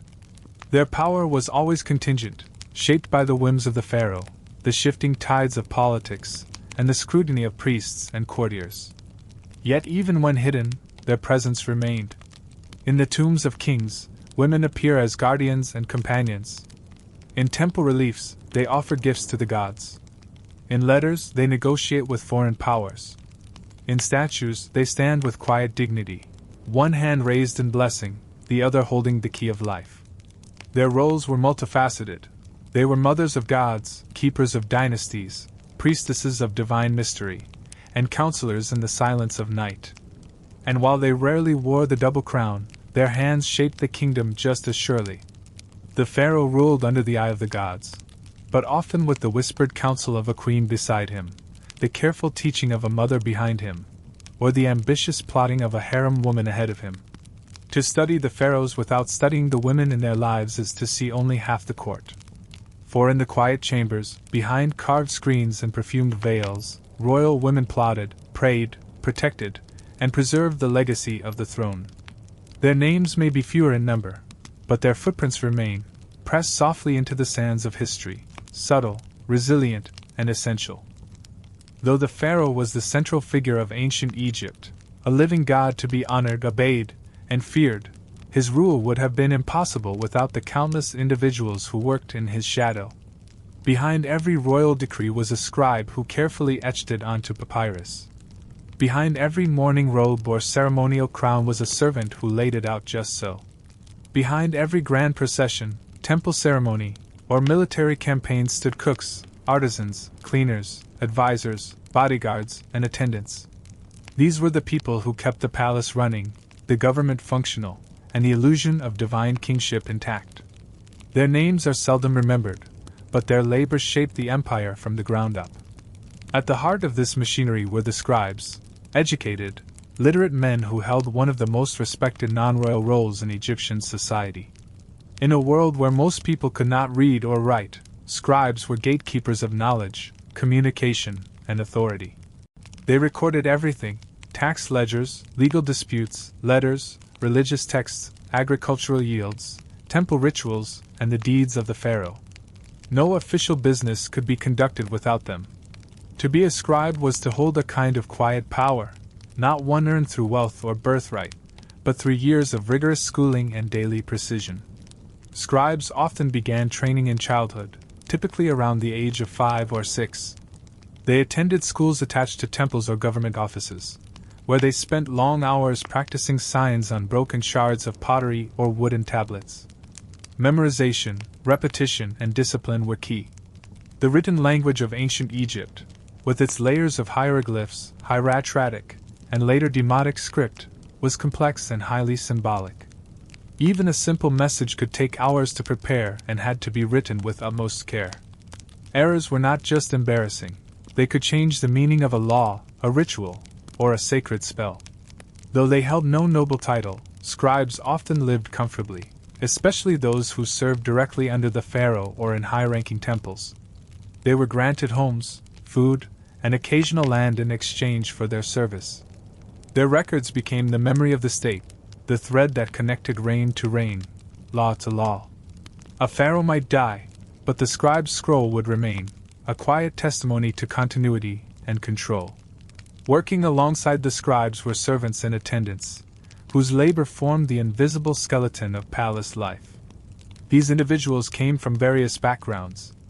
Some were born into servitude, others were former soldiers rewarded with positions, and many were part of long-standing servant families whose loyalty to the royal household stretched back generations. They swept floors, carried water, prepared meals, lit lamps, and arranged linens. They dressed the pharaoh, applied ceremonial makeup, and ensured that the symbols of power, from scepters to sandals, were always in place. Their work was repetitive, meticulous, and often thankless. Yet, despite their low status, palace servants lived close to power. They moved through corridors where ministers whispered and generals argued. They overheard royal conversations, saw the pharaoh at his most human moments, tired, frustrated, laughing, or ill. Discretion was both a virtue and a necessity. A servant who spoke too freely could vanish from court life, replaced with someone quieter, more obedient. But those who served well could enjoy modest privileges, better food, a small house near the palace, perhaps even a family tomb paid for by a grateful master. One particularly fascinating group were the royal barbers and cosmeticians, responsible not only for grooming but for shaping the pharaoh's public image. Cleanliness was a sacred duty in ancient Egypt, tied to both health and ritual purity. The pharaoh's hair was often shaved or trimmed to perfection, and his beard, whether real or false, styled for every occasion. Perfumed oils were applied daily, makeup brushed onto the eyes and cheeks, and ceremonial wigs carefully maintained. These grooming rituals were not vanity, they were politics. The pharaoh's appearance reinforced his divine image. To appear disheveled or unclean would have been unthinkable. Then there were the guards and bodyguards, many of whom were selected not only for their physical strength but for their loyalty and silence. Some were native Egyptians. Others came from Nubia or the Levant, known for their martial skill. They stood silently during ceremonies, accompanied the pharaoh during processions, and kept watch during the night. To be a royal guard was to hold a position of extreme trust, and sometimes extreme danger. In times of political tension, it was these guards who stood between the ruler and his enemies, whether foreign or domestic. At the outer edges of the royal household were the artisans and craftsmen, skilled workers who carved statues, built temples, painted tombs, and designed ceremonial regalia. Places like Deir el-Medina, a village of artisans near the Valley of the Kings, reveal a glimpse into their lives. These workers were highly specialized and lived in organized communities, often with steady pay and job security. Their hands shaped the physical memory of the pharaoh's reign, chiseling his image into stone, painting his triumphs on plaster, writing his legacy into the walls of eternity. Despite their talents, they lived modestly and were subject to the same anxieties as any Egyptian: food shortages, illness, family disputes, and bureaucratic indifference. They left behind graffiti, letters of complaint, and even labor strike records, some of the first in human history. Their stories remind us that the splendor of the royal tombs came not from gods, but from tired hands and patient hearts. The palace also depended on overseers, middle managers who organized labor, distributed rations, monitored production, and ensured that resources reached their intended destination. These individuals walked the delicate line between authority and servitude. Too harsh, and they risked revolt. Too lenient, and they might be accused of inefficiency or corruption. Their loyalty was constantly tested, and their records, often found in scraps of papyrus, reveal a world of quotas, inspections, and endless logistical juggling. Even the animal keepers played a sacred role. Cats, dogs, monkeys, birds, and even lions were kept in royal households. Some were pets, others were symbols. Cats, associated with the goddess Batet, were treated with reverence. Certain dogs were given ceremonial burials. Monkeys were trained to amuse or accompany the royal family. The keepers of these animals were tasked not just with care, but with interpreting behavior, training for rituals, and maintaining the balance between human and divine life. At the very bottom of this system were the laborers, often conscripted from the general population for short periods of public service. They built roads, dug canals, carried stones for temples, or worked on royal farms. While some were paid in rations, others labored as part of their tax obligation. Their lives were hard, their recognition minimal. Yet without them, the kingdom would have withered. Their footprints, literal and metaphorical, lie beneath every royal structure. To live and work in service of the pharaoh was to live near the sun. Its warmth might bring fortune, security, and pride. But it also brought risk, exhaustion, and anonymity. Most of these individuals left no names behind. They were not carved into walls or sealed into golden coffins. And yet they were the lifeblood of the kingdom. Without them, the pharaoh could not rise, dress, speak, or rule. In the quiet moments, when the crowd dispersed, the music faded, and the incense burned low, it was these people who remained. The scribe preparing tomorrow's scroll. The servant arranging the bed linens. The guard listening for footsteps in the dark. They were the shadow cast by the throne, vast, complex, and necessary. To study the pharaoh is to study an entire ecosystem of effort. Behind the divine image stood a web of human lives, ordinary, invisible, and essential. They did not wear crowns. They did not give orders. But they, too, were part of the story. And without them, the story could not be told. Though we often imagine ancient Egypt as an isolated kingdom surrounded by desert and protected by its natural geography, the reality was far more complex. The pharaoh was not only the divine ruler of the Nile Valley, he was also a diplomatic figure, a negotiator, and a symbol of prestige on the international stage.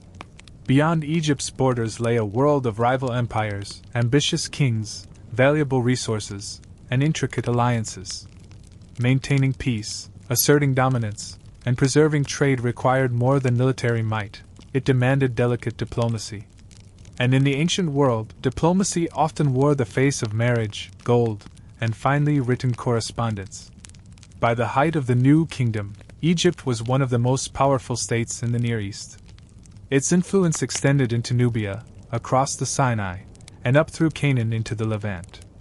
To the north and east were equally powerful neighbors, the Hittites in Anatolia, the Mitanni and Assyrians in Mesopotamia, and the Babylonians in southern Iraq. These empires watched each other carefully, measuring strength through emissaries, tribute, and royal marriages. The pharaoh, seated on a throne of lapis and gold, had to navigate this world of rivalry with the skill of a seasoned strategist. Fortunately, Egypt's vast wealth gave it significant leverage. The Nile's predictable flooding, fertile soil, and advanced agricultural systems ensured a steady surplus of grain, wine, linen, and other goods. But more than food, Egypt was known for its gold.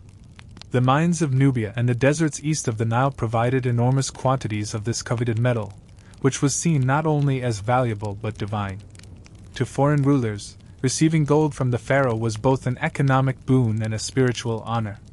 The Egyptian king was believed to be favored by the gods, and to possess objects touched by him, especially gold, was to share in that divine aura. This belief gave rise to a long tradition of gift exchange, which was at the heart of ancient diplomacy. Letters discovered in the ancient city of Amarna, known as the Amarna Letters, reveal a detailed and fascinating glimpse into Egypt's international relations during the reign of Amenhotep III and his son Akhenaten. Written in Akkadian, the diplomatic language of the time, these clay tablets include requests, complaints, flattery, and bargaining between Egypt and its neighbors. Kings of lesser states begged for more gold. Powerful rulers like the king of Babylon demanded equal treatment. Some letters contain veiled threats, while others offer heartfelt praise. Each one is a fragment of an ancient conversation, and each reveals how carefully the pharaoh had to balance generosity with control. One common theme in these letters is the issue of royal marriages. For many foreign kings, marrying a daughter to the pharaoh was the ultimate diplomatic achievement. It symbolized alliance, honored status, and created familial bonds that could deter war or ensure favorable trade. But Egypt, unlike its neighbors, had a peculiar policy. Pharaohs rarely, if ever, sent Egyptian princesses abroad. While foreign daughters were welcomed into the royal harem, or even elevated to consort status, Egyptian royal women were almost never given in marriage to foreign rulers. The reasoning was both ideological and political. Royal blood in Egypt was sacred, tied to divinity and succession. To send a daughter away was to risk spiritual dilution and potential claims to the throne by foreign powers. This refusal often frustrated other kings. Several Amarna letters include polite but persistent requests for an Egyptian princess to be sent in marriage, all of which are met with diplomatic deflection. The pharaoh's messengers promised other gifts: gold, horses, linen, cosmetics, lapdogs. But not royal daughters. To maintain Egypt's spiritual and political identity, the pharaoh kept his women within the borders of his domain, even if it meant disappointing or angering important allies. Conversely, foreign princesses did come to Egypt, often accompanied by lavish dowries and entourages of servants, translators, and tutors. These women, though outsiders, became part of the royal court and participated in ceremonies, especially those involving fertility, abundance, and foreign tribute. Their presence reminded the Egyptian elite that the world beyond the desert sands looked to the pharaoh as a figure of awe and power. Some of these princesses rose in influence. Others faded into the crowded corridors of the harem, their names lost to time but their political value enduring. Diplomatic visits were grand affairs. When emissaries arrived at court, they were received with great ceremony. Musicians played, incense burned, and the pharaoh appeared in full regalia, an embodiment of divine kingship. The audience chamber was decorated with images of conquered lands and bound captives, subtly reminding foreign visitors of Egypt's strength. Gifts were exchanged: gold statuettes, embroidered garments, fine pottery, exotic animals. But more than goods, these moments were performances. Every gesture, word, and decoration conveyed status. The visiting diplomat was not merely speaking to a man, he was speaking to a god on earth. Yet diplomacy was not always smooth. Tensions flared when tribute was delayed, borders contested, or honor slighted. Some letters in the Amarna archive contain thinly veiled threats, accusations of broken promises, insults to messengers, or the suspicion of spying. Egypt, like any empire, had to manage these challenges without appearing weak. Sometimes this meant increasing the flow of gifts. Sometimes it meant dispatching soldiers. And sometimes it meant simply waiting, letting pride cool under the desert sun. Another powerful tool in the pharaoh's diplomatic arsenal was monumental propaganda. When Egypt secured a victory, military or otherwise, it was immortalized in temple reliefs, obelisks, and inscriptions. These were not private records. They were public declarations, designed to intimidate and influence. When Ramesses II claimed victory at the Battle of Kadesh, despite the inconclusive outcome, he ensured that his version of events was carved in multiple temples. Foreign envoys, upon entering these spaces, would walk past towering images of the pharaoh smiting enemies and trampling foes. The message was clear: Egypt was mighty, and its ruler invincible, whether or not the battlefield had agreed. Trade was another vital aspect of foreign policy. Egypt imported materials it could not produce, such as cedar wood from Lebanon, silver from Anatolia, lapis lazuli from Afghanistan, and horses from the Hittites.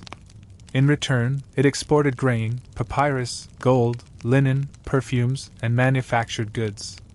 These exchanges were not conducted by the pharaoh directly, but by a complex network of merchants, scribes, and appointed officials.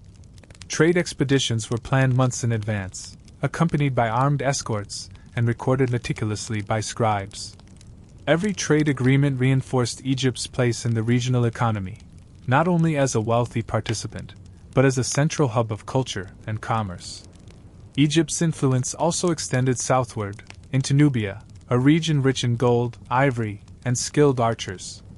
Nubia was both a trade partner and a subject territory, depending on the era. Egyptian rulers built temples, garrisons, and administrative centers throughout the region. Nubian princes were brought to Egypt for education and indoctrination, ensuring loyalty. But Nubia had its own traditions, and over time, cultural exchange flowed both ways. Egyptian art, religion, and language influenced Nubia, but Nubian customs and aesthetics also found their way into Egyptian court life. The boundary between colonizer and collaborator was fluid, shaped by centuries of contact, resistance, and intermarriage. Farther afield, Egypt's reputation inspired awe. In the Mediterranean and Near East, tales of Egypt's wealth and magic circulated widely. Greek travelers in later centuries wrote admiringly of the pharaohs, though often misunderstanding their customs. To many outsiders, the land of the Nile was a place of ancient wisdom, strange gods, and eternal monuments, a place where kings spoke with the divine and ruled for decades under the watchful gaze of stone colossi. Yet, for all its splendor, Egypt's diplomatic power was not infinite. As the centuries passed, rival empires rose. The Hittites grew more aggressive. Assyria expanded westward. Babylon shifted alliances. Internal unrest, famine, and weak rulers all chipped away at Egypt's standing. Still, the legacy of diplomatic brilliance, of carefully managed marriages, strategic gift-giving, and symbolic performance, endured long after the embassy ceased. It became part of how Egypt remembered itself, not only as a land of gods and temples, but as a player on the world stage. To be pharaoh, then, was to speak not only to Egypt, but to the world. It was to navigate a realm of protocol, power, and persuasion, where gold softened anger, where marriages secured peace, and where every alliance had the potential to shift the balance of history. Diplomacy was not a modern invention. It was an ancient art, practiced with papyrus, perfume, and promises whispered beneath painted ceilings.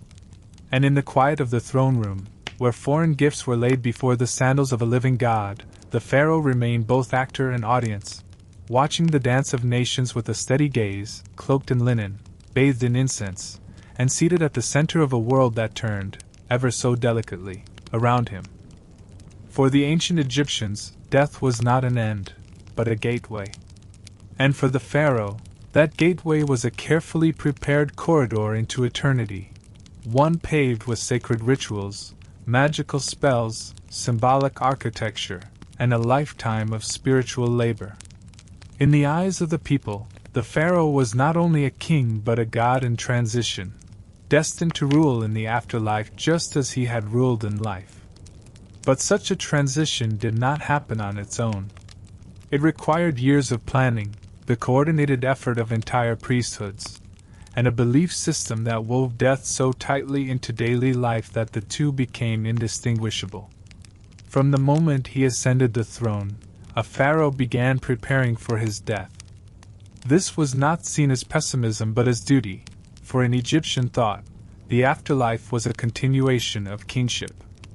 To die without a proper tomb, without the correct rituals, or without one's name preserved, was to risk spiritual annihilation. Unlike commoners, who might hope for a simple burial and modest offering, the pharaoh required a grand transformation, from man to god, from temporal ruler to eternal presence. The most iconic expression of this transformation was the royal tomb, a monument to both memory and metaphysics. In the Old Kingdom, this took the form of the pyramid, a symbol of the primordial mound from which creation had sprung. Each side of the pyramid aligned with the cardinal directions, and its tip pointed to the heavens, a literal stairway to the stars. Inside, narrow passageways led to chambers filled with carved prayers, astronomical alignments, and false doors for the spirit to pass through. The tomb was not just a resting place. It was a machine of resurrection. Later pharaohs abandoned pyramids for the hidden tombs of the Valley of the Kings, a desolate, sun-scorched canyon west of Thebes.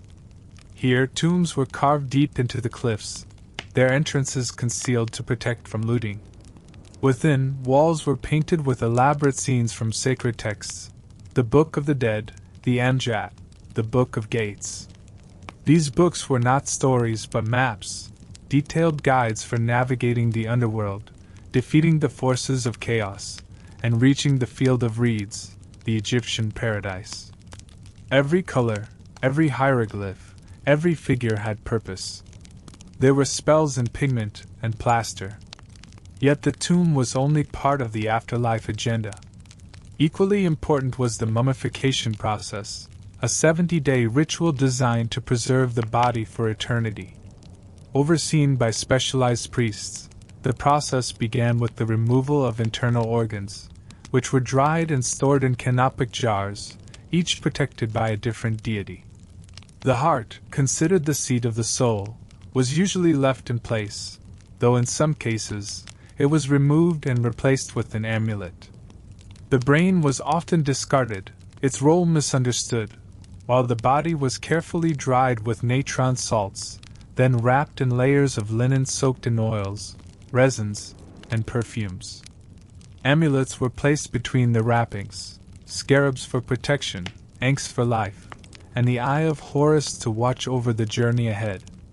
The final result was not a dried corpse but a sacred vessel, purified, perfumed, and prepared to rise again. The body was placed in a series of coffins, often nested one within another like sacred dolls, then sealed in a sarcophagus carved with protective texts and adorned with the face of the king, stylized in eternal youth. Around the coffin, the burial chamber was filled with offerings, food, wine, clothing, furniture, statues of servants, and shabtas, tiny figurines meant to labor on the pharaoh's behalf in the afterlife. Nothing was left to chance.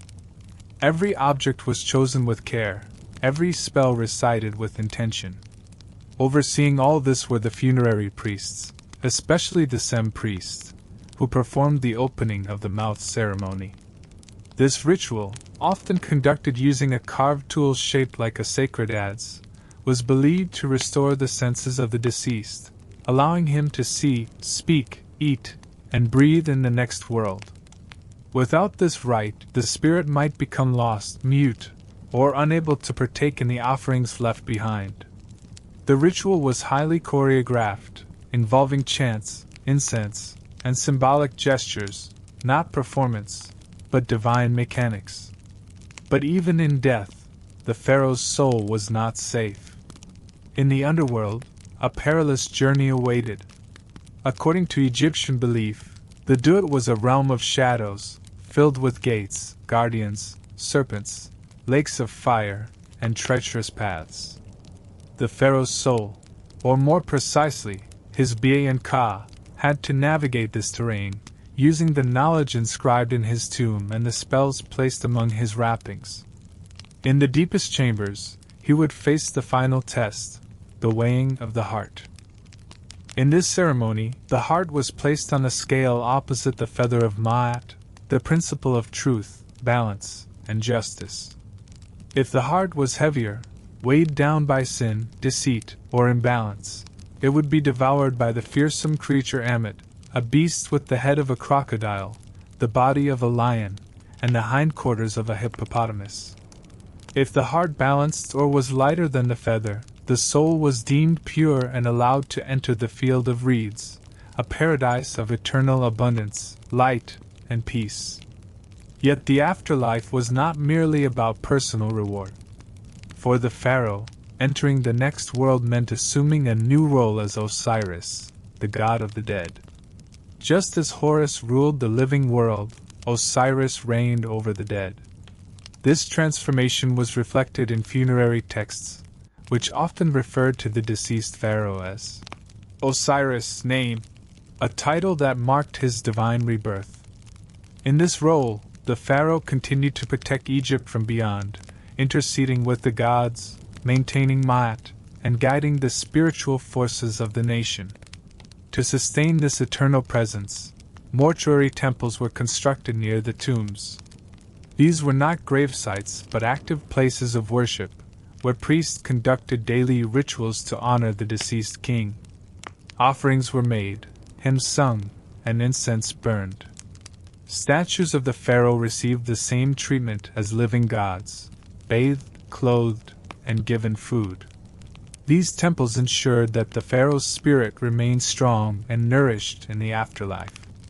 As long as his name was spoken and his rituals performed, he would continue to live. But memory is fragile. Over time, many mortuary cults declined. Priests died or were reassigned. Offerings stopped. Tombs were robbed, names defaced, monuments buried by sand or stolen for stone. For some pharaohs, this meant a second death, not of the body, but of the spirit. In Egyptian belief, to be forgotten was to vanish from eternity. Thus, the construction of obelisks, inscriptions, and temple walls was not only for honor, it was an insurance policy against oblivion. This fear drove some pharaohs to obsessively inscribe their names on everything, even on monuments built by others. Ramesses II, known for his architectural ambition, often carved over the names of earlier rulers, claiming their accomplishments as his own. To modern historians, this has created confusion. But to Ramesses and his priests, it was a way to ensure that his name, and thus his spirit, endured. In later dynasties, tombs became even more elaborate, with secret chambers, false walls, and elaborate curses meant to deter robbers. Despite these precautions, most tombs were looted in antiquity. Gold, food, and fine linens were irresistible temptations. Yet the spells and stories remain. On cracked walls and faded plaster, we can still read the words meant to carry a king through the underworld. We can still hear, faintly, the echoes of prayers whispered by embalmers, the scratch of a scribe's reed pen, the chant of a priest in the flickering torchlight. Some pharaohs were eventually rediscovered, like Tutankhamun, whose nearly intact tomb stunned the world in 1922. Though a relatively minor king in his own time, his modern fame has granted him a second life, proof that even the most obscure ruler can endure when the right door is opened. His death mask, golden and serene, now watches over millions, a reminder that ancient dreams of immortality were not entirely in vain. The afterlife, for the pharaoh, was not just a hope, it was a project. A multi-decade endeavor involving architecture, theology, art, economics, and trust. Every official, artisan, and priest who participated was part of a vast machine designed to turn mortality into eternity. The result was not just personal salvation, but national identity. Through the pharaoh's death and rebirth, Egypt itself was continually renewed. And so, the pharaoh did not fear death in the way many others might. He anticipated it. He prepared for it. He spent his life turning the materials of this world into the tools of the next. In doing so, he left behind not only tombs and temples, but a philosophy, a belief that time could be bent, memory preserved, and that, with enough care, even a human life could become a divine one. When most people think of the pharaohs, only a handful of names come to mind: Tutankhamun, Ramses the Great, Cleopatra. Yet these figures represent only a tiny fraction of Egypt's royal lineage.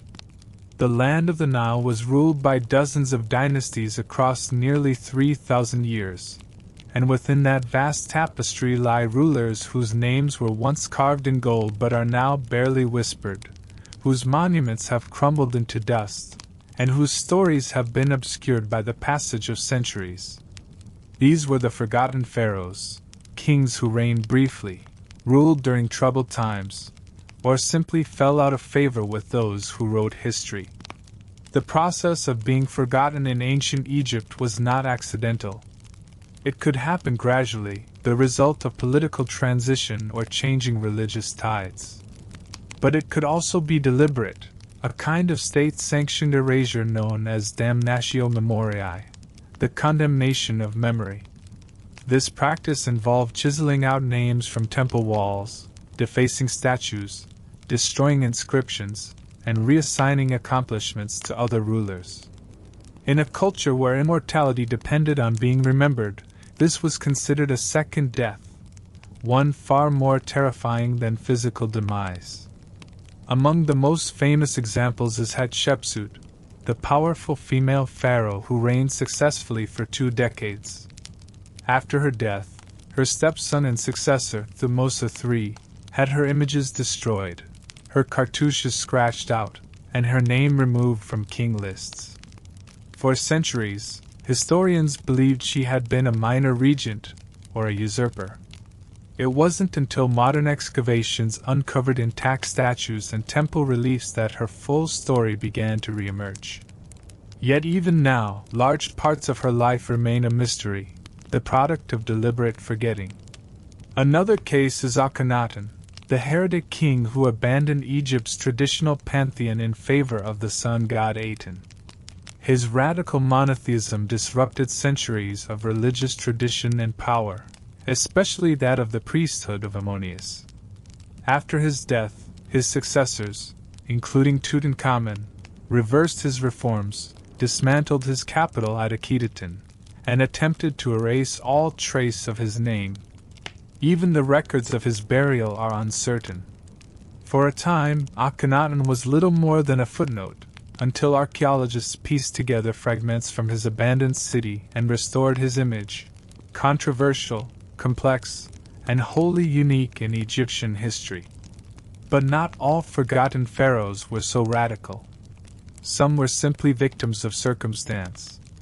A ruler who came to power during famine, civil unrest, or foreign invasion might fail to build temples, fund tombs, or maintain the bureaucracy needed to preserve records.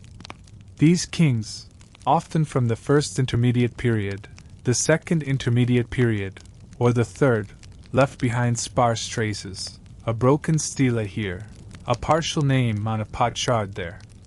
Without monuments, inscriptions, or royal tombs, their memories faded, not from spite but from neglect. Consider Merneferi, a pharaoh of the 13th dynasty.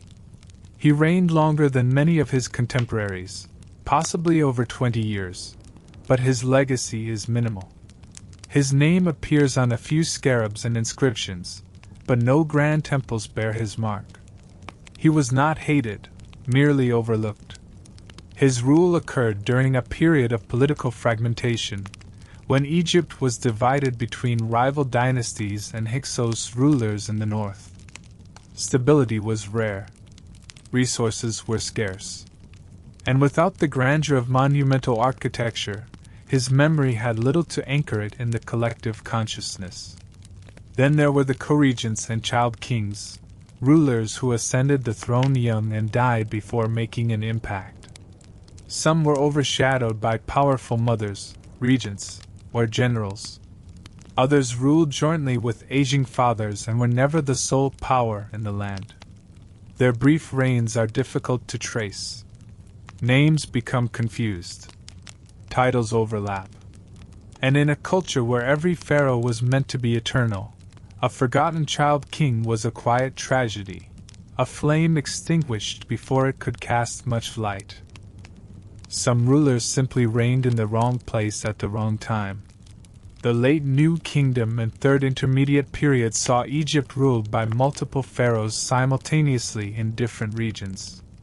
One might control the north from Tanis, another the south from Thebes, while yet another claimed legitimacy through priestly endorsement alone. The result was a fractured record, overlapping reigns, competing cartouches, and blurred lines of succession. In this chaos, many rulers faded into the background, their claims never fully accepted, their monuments eventually repurposed or destroyed. The sands of Egypt were particularly unforgiving. Monuments buried by shifting dunes, tombs looted in antiquity, cities abandoned due to changing river patterns, all contributed to the disappearance of royal legacies. While some kings were lucky enough to be rediscovered intact, like Tutankhamun, others remained buried beneath modern towns, waiting for excavation or lost forever beneath farmland and asphalt. But not all forgetting was permanent. The work of modern archaeologists, linguists, and historians has slowly begun to reclaim lost names. Every pottery fragment, every chipped obelisk, every buried chapel offers a chance to restore a pharaoh's place in history. New technologies, ground-penetrating radar, infrared imaging, DNA analysis, have breathed new life into faded cartouches and broken mummies. In some cases, names that had vanished for millennia have returned to the light. One such example is Sobekneferu, the first confirmed female pharaoh of Egypt. She ruled at the end of the 12th dynasty, after the death of her brother. Though her reign was short, she adopted full royal titulary and ruled as a king, not a queen regent. Her monuments were modest, and her memory eclipsed by later male rulers. But in recent decades, renewed interest in female leadership has brought her name back into the conversation, not as an anomaly, but as a pioneer. Another is Neferhotep I, a ruler of the 13th dynasty whose well-preserved stela in Karnak records religious donations and confirms his legitimacy. For centuries, he was unknown, his name missing from major king lists. But as more inscriptions surfaced, a clearer image emerged, a competent, religiously devout pharaoh who reigned during a time of transition. Today, he stands as a symbol of stability in an otherwise turbulent period, a quiet testament to the importance of persistence over fame.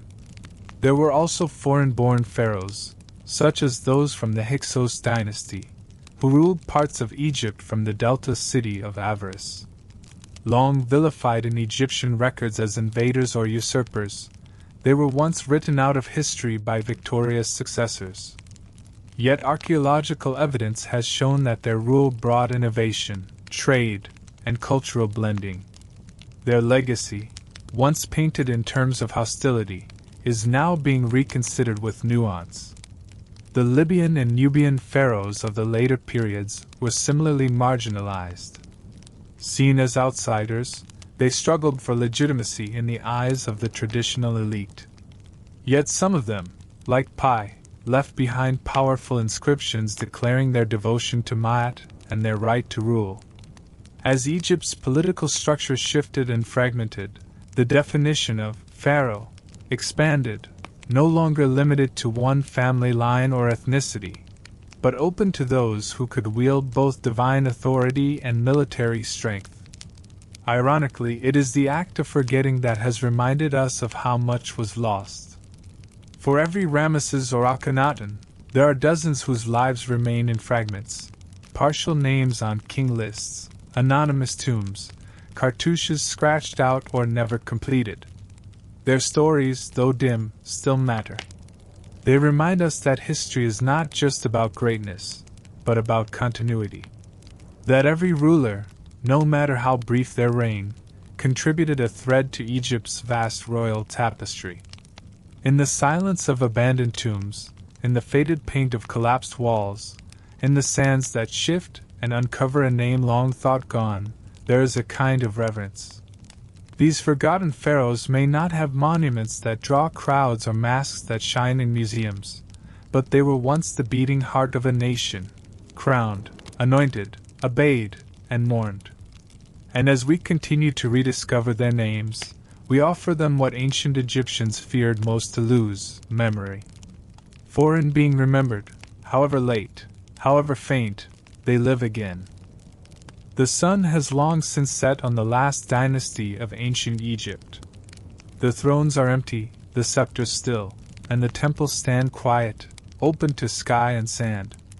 The final pharaohs, their blood diluted by conquest, their titles reshaped by foreign rule, passed into history centuries before the birth of the modern world. And yet their presence endures. Not in the bustling streets of Cairo or the archives of museums alone, but in the collective imagination of humankind. The pharaohs, though long gone, remain among the most recognizable figures of ancient power, both admired and misunderstood, distant and oddly familiar. Their names live on in classrooms, novels, and film. Their faces, carved into stone, painted on sarcophagi, or peering from museum glass, are instantly identifiable. But beyond the gold masks and stylized imagery, the true legacy of the pharaohs lies not just in what they built, but in how they built the idea of themselves. They were among the first rulers in history to understand the power of myth, to mold their reigns not only through law and war, but through narrative, symbol, and sacred performance. It is this mastery of self-representation that makes them linger so vividly in our minds. The structures they commissioned, pyramids, obelisks, temples, tombs, were designed to outlast their flesh and bones. And they have. Visitors today walk through the great halls of Karnak, gaze up at the solemn faces of Ramesses II at Abu Simbel, descend into the painted silence of the Valley of the Kings. They traced the carved hymns to gods whose names are no longer worshipped but whose stories are still told. These ruins, though weathered by time, still carry a sense of awe. They whisper to those who pause to listen. And in that silence, the pharaohs speak again. But their legacy is more than physical. The pharaohs shaped early ideas of kingship, the relationship between state and religion, and the human desire to conquer mortality. Their belief in cosmic balance, in Ma'at, is echoed in countless later philosophies, even if the language has changed. Their emphasis on record-keeping, legal systems, and centralized administration laid groundwork for future civilizations. Their ability to use architecture as ideology, to project power through space and scale, influenced empires from Persia to Rome to Byzantium, and beyond. Even their flaws and contradictions live on as part of their impact. The tension between image and reality, between divinity and humanity, played out across centuries of rule. A pharaoh might be portrayed as invincible in battle, even if the battle was lost. He might be immortalized as wise and just, even if his reign was brief or troubled. These manipulations of truth were not new, nor are they obsolete. They remind us that power often depends on perception, that to rule well is not only to act, but to be seen acting, and remembered as having acted with greatness. In modern times, the study of pharaohs has evolved from romantic fascination to rigorous science. The field of Egyptology has revealed astonishing details about daily life, religious practice, and dynastic politics. Hieroglyphs once indecipherable have been translated. Tombs once thought looted have yielded hidden chambers. CT scans have given new insight into mummies. DNA analysis has reshaped genealogies. But with every discovery, the mystery deepens. Each answer brings new questions, and the full truth of any one pharaoh remains elusive, filtered through ritual, propaganda, and the silence of centuries. Yet there is comfort in that silence. It allows us to imagine, to wonder, and to connect with lives so distant yet so intricately human. For beneath the crowns and carvings were people, sons and daughters, husbands and wives, rulers and mourners. They struggled with illness, feared betrayal, hoped for peace. They loved, worried, laughed, and dreamed. Their monuments are immense, but their lives were filled with moments as small and intimate as our own. Tourists from around the world now walk the paths they once walked. Scholars pore over their letters and ledgers. Artists reimagine their likenesses. Teachers introduce their stories to new generations. Their names are spoken again, in languages they never knew. Their stories are retold, reshaped, reinterpreted, not as dusty relics, but as reflections of human ambition, creativity, and the eternal desire to be remembered. Even the smallest fragment, a scarab seal, a piece of linen, a broken statue, holds meaning. It is a thread in the vast tapestry of civilization. And though many pharaohs were forgotten in their own time, they have found new life in ours. They have been excavated not just from tombs, but from the silence of history. And in that act of rediscovery, we offer them something they cherished above all: immortality through memory. Their influence stretches far beyond Egypt. The very idea of a god-king, of a ruler as divine mediator, echoed in the Caesars of Rome, the emperors of China, and the monarchs of medieval Europe. Their architectural legacy lives on in domes and arches, their mythology adapted and reimagined across cultures. Their quest for eternal life resonates with human longing in every age. And their faces, once chiseled into temple walls by flickering torchlight, now illuminate screens and books across the globe. But perhaps the most profound legacy of the pharaohs lies in their relationship with time. They understood its power, how it could erode or elevate, forget or remember. And so they built against it. They carved into the hardest stone, aligned their monuments with stars, encoded their prayers into every surface. They wrapped themselves in linen and sealed their names inside sacred geometry, hoping that when time bent forward, someone would notice. We have noticed. We study their cities. We speak their names. We imagine their voices. And in doing so, we fulfill a promise made thousands of years ago, that no life, no reign, no dream is ever truly gone if someone remembers. And so, the story of the pharaohs continues, not in conquest or coronation, but in contemplation. In the gentle steps of visitors across temple floors. In the quiet turning of a textbook page. In the soft voice of someone recounting their story before sleep. They are not just kings. They are echoes. Symbols. Cautionary tales. Inspirations. They are the still presence behind the noise of history, watching, waiting, and whispering in stone. And now, as we leave the shadowed corridors of the past behind, the story of the pharaohs softens into silence. The stone has spoken, the torches have dimmed, and the sands have settled once more over temples and tombs. What was once power is now memory. What was once divine is now distant. And yet, somehow, still present. If your eyes have grown heavy, let them rest. If your mind is still wandering along ancient riverbanks or echoing halls, let it drift a little further, gently and without worry. The kings of Egypt ruled in grandeur, but they, too, found stillness in the end.